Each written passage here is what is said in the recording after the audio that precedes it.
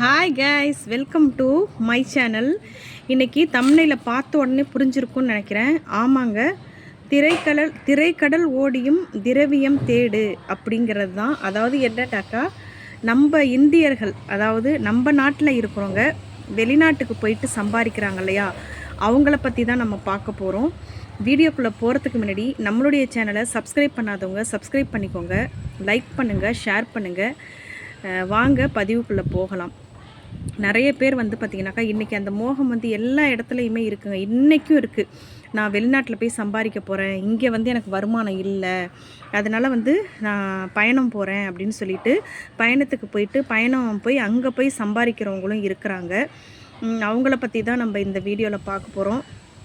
அது எவ்வளோ ஒரு பெரிய கஷ்டமான ஒரு விஷயம் அப்படிங்கிறத நம்ம ஒவ்வொருத்தவங்களுமே புரிஞ்சுக்கணும். நம்மளுடைய தாய்மண்ணை விட்டு அதுக்கப்புறம் பார்த்திங்கனாக்கா பிள்ளைகள், மனைவி, தங்கை, அப்பா, அம்மா, சொந்தம், பந்தம் எல்லாத்தையும் விட்டுட்டு தான் என்ன பண்ணுறாங்க, அவங்க வேறு ஒரு நாட்டுக்கு பணம் சம்பாதிக்கிறதுக்காக போகிறாங்க. சரிங்களா?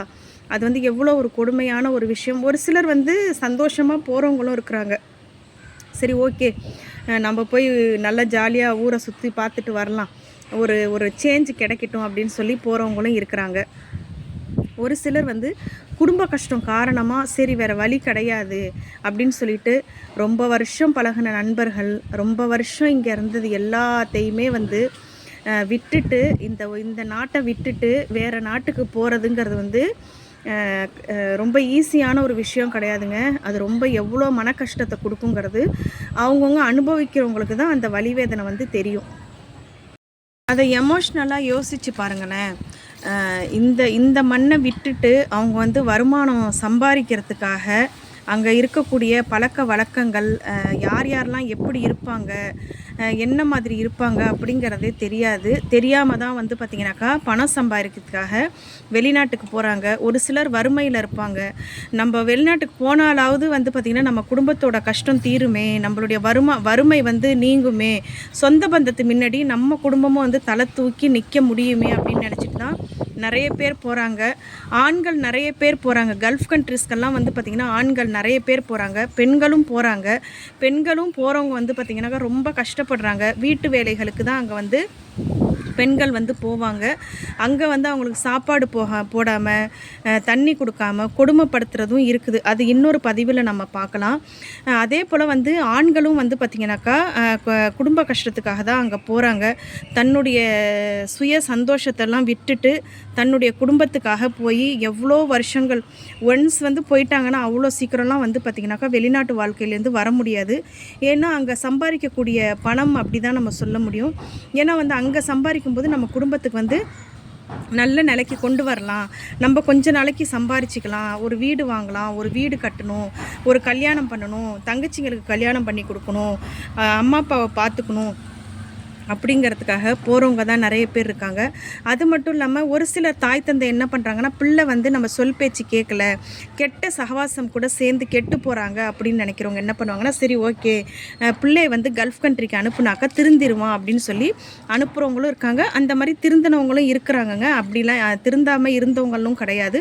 ஒரு சிலர் போயிட்டு அவங்களால அங்கே இருக்க முடியாமல் திரும்பி வரவங்களும் இருக்கிறாங்க. யார் ஒருத்தர் அங்கே போய் இருக்கிறாங்க தெரியுமா, தன்னுடைய குடும்ப கஷ்டத்தை நினச்சிக்கிட்டு நினச்சிக்கிட்டு நம்ம திரும்ப போனோன்னா நம்ம கட்டின பணம், நம்ம இதுக்காக செலவு பண்ண பணம் எல்லாமே வீணாக போயிடுமே அப்படின்னு நினச்சி எல்லாத்தையும் தாங்கிக்கிட்டு பல்ல கடிச்சிக்கிட்டு அங்கே வேலை பார்க்குறவங்களும் இன்றைக்கும் லட்சக்கணக்கில் நிறைய இந்தியர்கள் அங்கே வேலை செஞ்சுட்டு தான் இருக்கிறாங்க.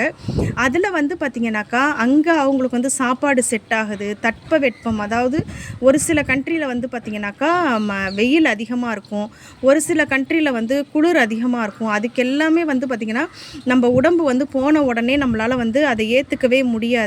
அங்கே இருக்கக்கூடிய ஃபுட்டு அது எல்லாத்தையுமே சகிச்சுக்கிட்டு தான் பார்த்திங்கனாக்கா வெளிநாட்டில் வாழ்கிற நம்ம இந்தியர்கள் அங்கே வாழ்ந்துட்டுருக்குறாங்க. அதாவது தன்னுடைய குடும்பத்துக்காக வாழ்ந்துட்டுருக்காங்க. அதுக்கப்புறம் பார்த்திங்கனாக்கா அவங்க சம்பாரித்து பணம் அனுப்புகிறாங்க அப்படின்னாக்கா குடும்பம் ஒரு நிலைமைக்கு வந்துடும். குடும்பம் ஒரு நிலைமைக்கு, இதெல்லாம் நான் கண்ட உண்மைகள். சரிங்களா? இதெல்லாம் நான் பார்த்தது தான் நான் சொல்கிறேன். கேள்விப்பட்டது பார்த்தது அது எல்லாமே. ஆண்கள் வந்து பார்த்திங்கனாக்கா ஒரு சிலர் வந்து சேஃப்டியாக வச்சுக்கிறவங்களும் இருக்கிறாங்க. கொஞ்சம் பணத்தை அவங்க சேவ் பண்ணிக்கிட்டு மிச்ச பணத்தை வந்து பார்த்திங்கனாக்கா குடும்பத்துக்கு கொடுத்து அனுப்புவாங்க. அது வந்து ரேரு தான். அதாவது 100ல் வந்து ஒரு 10% தான் அந்த மாதிரி இருப்பாங்க. முக்கால்வாசி பேர் என்ன பண்ணுவாங்கன்னா 90% மக்கள் என்ன பண்ணுவாங்கன்னு பார்த்திங்கன்னா, இங்கேருந்து ஒரு ஃபோன் போகும். பிள்ளைகளுக்கு படிக்கிறதுக்கு காசு வேணும், ஸ்கூல் ஃபீஸ் கட்டுறதுக்கு பணம் வேணும், காலேஜ் ஃபீஸ் கட்டுறதுக்கு பணம் வேணும், தங்கச்சிக்கு வந்து வரன் அமைஞ்சிருச்சு, தங்கச்சிக்கு கல்யாணம் பண்ணி கொடுக்கணும், அக்காவுக்கு கல்யாணம் பண்ணி கொடுக்கணும், அப்புறம் வந்து அப்பாவுக்கு உடம்பு சரியில்லை, அம்மாவுக்கு உடம்பு சரியில்லை, இவ்வளோ ரூபா செலவாகும், அவ்வளோ ரூபா செலவாகும்னு சொன்னால் அவன் என்ன தெரியுமா சொல்லுவாங்க, வெளிநாட்டில் இருந்துட்டு எவ்வளோ ரூபா செலவானாலும் பரவாயில்ல, நீங்கள் பண்ணுங்க, நான் கொடுத்து அனுப்புகிறேன் அப்படின்னு சொல்லிட்டு அங்கே இருக்கிறவங்கள்ட்டெல்லாம் என்ன பண்ணுவான், அவன் கடனை உடனே வாங்கி போட்டு அவன் வந்து அனுப்புகிறாங்க. நான் இல்லைன்னு சொல்ல மாட்டேன், அந்த மாதிரிலாம் வந்து அனுப்புவாங்க. அவங்க அங்கே இருக்கிறவங்கெல்லாம் ஹெல்ப் பண்ணுவாங்க. எல்லாருமே வந்து ஒரு சகோதரர்களாக, ஏன்னா எல்லாருமே வந்து குடும்பத்தை விட்டுட்டு அங்கே போய் வேலை பார்க்குறவங்க. அதனால் அவங்க எல்லாருமே வந்து பார்த்திங்கனாக்கா ஹெல்ப் பண்ணுவாங்க. ஒருத்தருக்கு ஒருத்தர் வந்து பார்த்திங்கன்னா அங்கே உதவி செஞ்சுக்குவாங்க. அவங்க அந்த மாதிரி தான் அவன் கொடுத்து அனுப்புவான். அவன் வாழ்நாள் முழுவதுமே வந்து பார்த்திங்கன்னா என்ன பண்ணுவான், வெளிநாட்டு வாழ்க்கை தான். 2 வருஷத்துக்கு ஒரு தரமோ 3 வருஷத்துக்கு ஒரு தரமோ அவன் வந்து இந்தியாவுக்கு வந்துட்டு ஒரு 3 மாதம் 4 மாதம் வந்து சந்தோஷமாக குடும்பத்து கூட வந்து இருந்துட்டு போவான். அதுதான் அவனுடைய வாழ்க்கை. அதுக்கப்புறம் அவனுக்கு மேரேஜ் பண்ணுறாங்களா, மேரேஜ் பண்ணி வச்சா திரும்பவும் வந்து ஒரு சிலர் வந்து ஓகே சம்பாரிச்சது போதும், நம்ம இங்கே வந்து செட்டில் ஆகிடலான் இருக்கிறவங்களும் இருக்கிறாங்க. ஒரு சிலர் ஓகே இதுக்கப்புறம் நமக்கு வந்து இங்கே நம்ம என்ன வேலைக்கு போய் என்ன சம்பாதிக்க போகிறோம், இன்னும் கொஞ்ச நாள் இருக்கலாம் அப்படின்னு சொல்லிட்டு ஒரு சிலர் வந்து அப்படி போகிறாங்க. குழந்தைகள், அதுக்கப்புறம் அவனுக்கு கல்யாணம் ஆகுது, குழந்தை பிறக்குது, குழந்தைங்க படிப்பு இருக்குது, அதுக்கப்புறம் பிள்ளைகள் பெருசாகிறாங்க. அவங்களுடைய தேவைகள் அதிகமாகும்போது வந்து பார்த்திங்கன்னா வீடு கட்டணும், எல்லோரும் சொந்த பந்தம் முன்னாடி வீடு கட்டணும், அதுக்கப்புறம் பிள்ளைகளுக்கு கல்யாணம் பண்ணி கொடுக்கணும், பையனாக இருந்தால் படிக்க வைக்கணும். இந்த மாதிரி தேவைகள் என்ன ஆகுது, அவனுக்கு ஒன்றா வந்து அந்த தேவைகள் வந்துக்கிட்டே இருக்கும்போது அவன் என்ன பண்ணுறான், அவனுடைய காலம் ஃபுல்லாகவே என்ன ஆகும் அப்படின்னு பார்த்திங்கனாக்கா அங்கே வந்து கழிஞ்சிரும். இப்போயாவது பரவாயில்லைங்க, இப்போ வந்து ஆதார் கார்டு இதெல்லாமே இங்கே நமக்கு வந்து இந்தியாவில் வந்து இருக்குது, எல்லாமே இருக்கும்.